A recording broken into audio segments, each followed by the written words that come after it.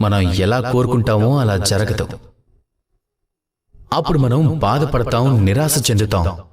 అదృష్టాన్నో అలాగే వేరొకరినో లేదా మనల్ని మనమే నిందించుకుంటాం.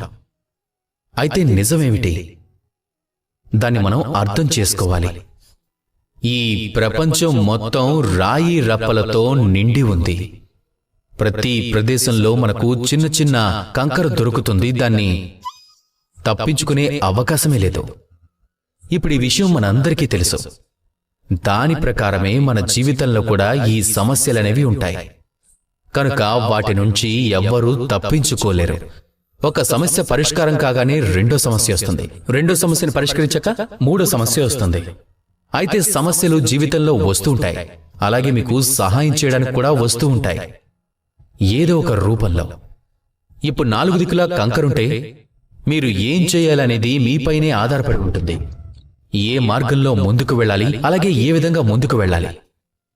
ఇది ఎల్లప్పుడూ సంభవం కాదు. మీ చరణాల కింద పూలపాన్పు ఉండాలి అనేది ఇది అసంభవం కదా. అందుకే సరైనదేమిటంటే మీరు పాదుకలు ధరించి జీవితంలో ముందుకు వెళ్ళటం. దీని సారాంశం ఏమిటంటే మీ జీవితంలో సమస్యలు వచ్చినప్పుడు వాటిని భయపడకుండా ఎదుర్కోవటం. అలాగే అర్థం చేసుకోవడానికి ప్రయత్నించండి. ఈ సమస్య మన జీవితంలోకి ఎందుకు వచ్చిందని, అలాగే అది మీకు ఏం నేర్పిస్తుంది అని. మీరు ఎల్లప్పుడూ నిందించబడితే వారి గుణాన్ని పరివర్తనం చెందేలా చేయండి. ఈ జీవితం ఇంకా సులభం అవుతుంది.